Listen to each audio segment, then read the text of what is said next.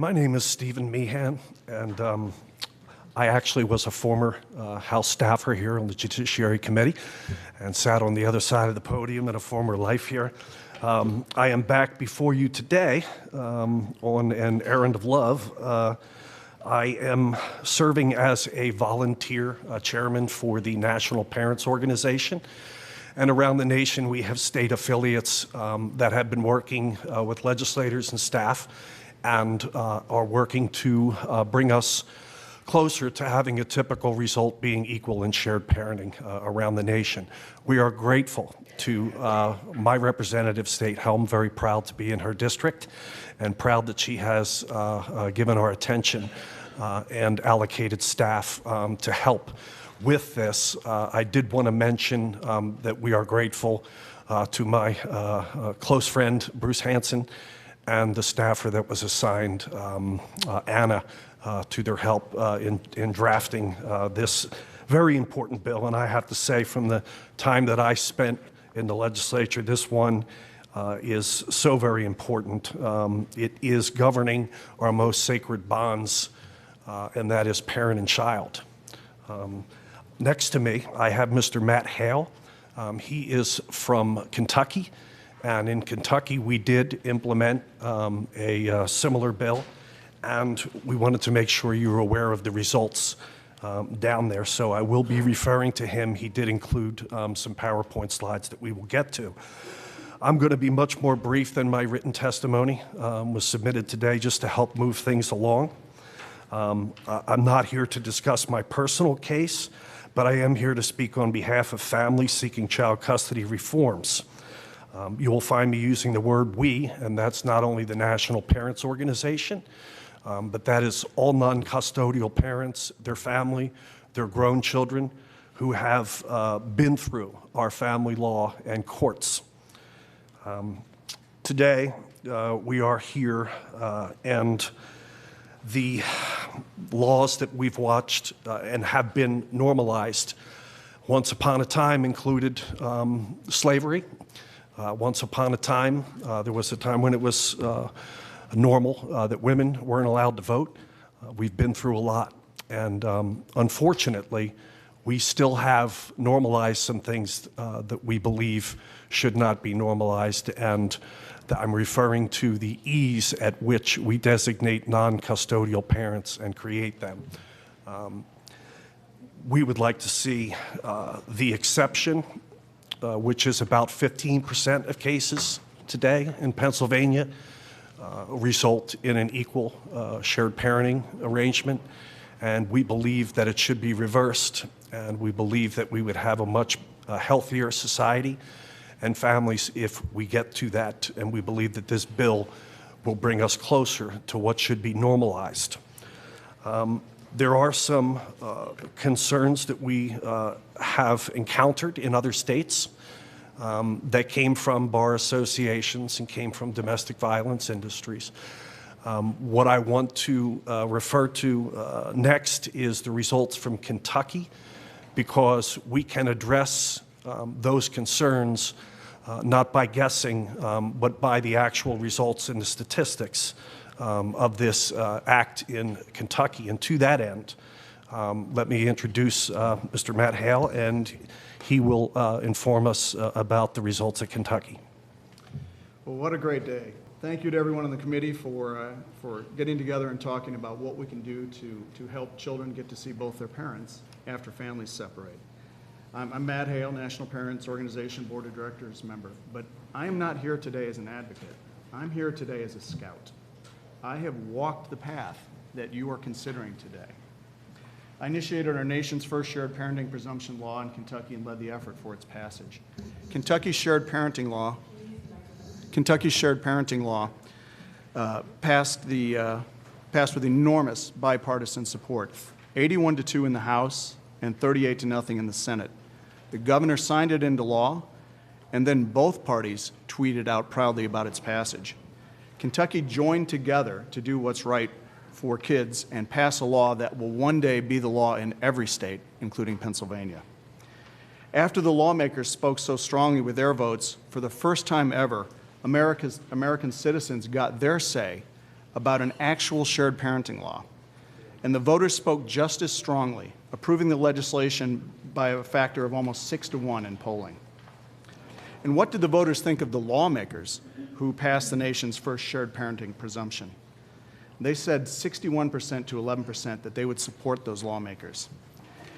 And a few months later, the voters didn't speak at the election, they roared. There's a chart in your packet there that shows the results from the Kentucky election. And it's a straight line for the sponsors. 100% of the sponsors won, 90% of the yes votes, 80% of those who abstained, and there weren't many who voted against, but you can see what their re-election result was. The law's popularity has grown even since then, with the state proclaiming the day it was signed as Shared Parenting Day forevermore. And the law will forevermore help Kentucky citizens. For instance, it's saving them money and lowering parental conflict. This is not a guess. The Administrative Office of the Courts issued an official report comparing domestic violence family court caseloads. And you can see the first year in that study is the year before the shared parenting law passed. The second year is when the temporary law portion of the law passed. And the third year is when the full-blown permanent custody law passed. And domestic violence cases went down. Fewer family cases means a lighter load on the judiciary, and that saves money. And that's the wonderful path that you're beginning now. Bipartisan unity, greater polling, happy voters, less parental conflict, and lower court costs.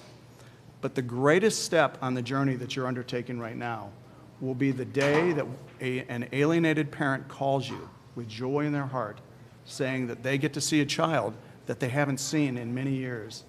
And that's the real benefit of the walk you're taking. I have faith in everyone on this committee. You want what's best for your state's children, and that's the reason why you're considering shared parenting today. I look forward to taking this walk with you. Thank you. So as it relates to scaling to Pennsylvania, just the math behind this, there are 48,000, between 46 and 48,000 cases of child custody that come in each year into our courthouses. As you know, we have 67 counties across the state, and you can imagine every day, as of today, we're producing thousands of cases over the course of a week that are resulting in non-custodial parents. That's a lot of voters. You can multiply that by 8 if you consider the 2 sets of grandparents, 2.5 children, the siblings, the aunts and uncles, the grandparents involved. That's a lot of people. That's a lot of people that are affected by one custody case. We must look at a custody case in terms of that. It's not just a mother versus a father. These are whole families involved. That math shows you over the course of a year how many people are deeply affected by this. When I walk around the Capitol and met with state representatives and their staff, all of them had told me that they personally have their family touched by this. So if you consider that math, this is a very significant issue, and it will affect a lot of people. And this is an issue that is very determinative. A voter will vote someone out or in based on this one issue. And you can tell from the room behind me that most of the people behind me are not just individuals, but they're also here representing larger communities and groups. There are too many to list. We've had Dr. Childress in before testifying in this room with a parallel approach to solving parental alienation, which is often a typical result when we assume that there is one primary parent and one lesser parent. It's only natural that people within your own family, your own children, see one as more important. One gets marginalized. And the statistics that result from that marginalization involve childhood traumas that we hear today. We hear today in the news a focus on the importance of not separating parents and children who are actually breaking the law coming across the border. And there is a great amount of concern for them being separated, while here in Pennsylvania we have 67 courthouses right now routinely separating or mitigating a parent's child and parent time.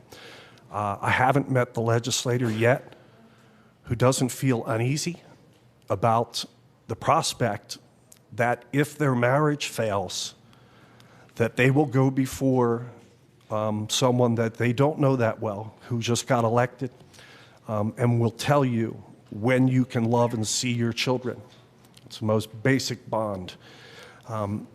We need to have a more predictable outcome. There was testimony on another House bill in judiciary that regarded grandparents' rights, and we wanted to create a law with more certainty.